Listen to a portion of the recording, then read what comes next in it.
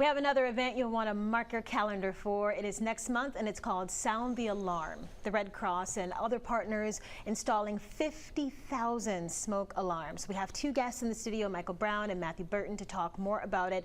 This is an initiative that is needed, you say. Very much so. Sound the Alarm is an awesome opportunity to volunteer with the American Red Cross. It's coming up Saturday, a week from Saturday, May 7th, from 8 to 2.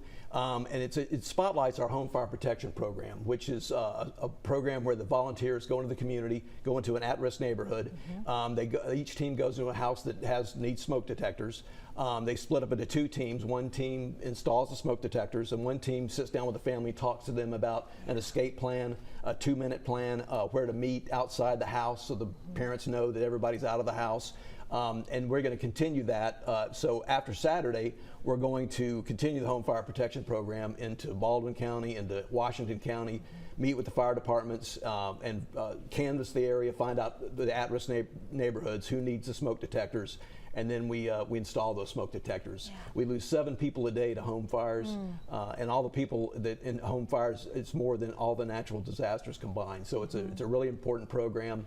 And Matt's our board chair. He's a volunteer. So all the people out there be volunteers, probably except for me. Yeah, well, you're glad to be there. But speaking of volunteers, I mean, this is a major effort, and people are needed to help. How can they register for that? So you can go to the website, soundthealarm.org/Alabama, and that will have all the information and a link where you can register and sign in. We're going to need about 100 volunteers for this one particular event. We're trying to get out 800 smoke detectors over this small area near Cody Road here in Mobile. And this just highlights one of the many things the Red Cross does besides just blood. And we're trying to be preventative. You know, Red Cross is always there after a fire, you know, helping people with getting to housing, emergency housing and shelters and things like that. But if we can prevent a fire by putting these alarms in houses, then we don't have to come afterwards and spend money.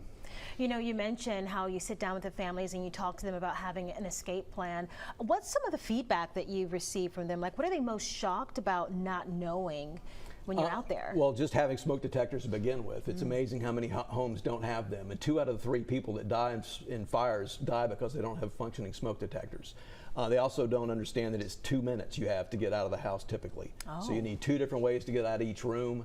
And it's so important to have that meeting spot outside, because there have been times when the daughter goes out back and the father runs back into the house thinking she's, you know, not still in there. So it's really, they cover every possible thing that can happen. They do a floor plan, tell people how to escape, and by the time they leave, they're less likely to perish in a fire. We've actually saved almost 1,300 lives nationally with this program.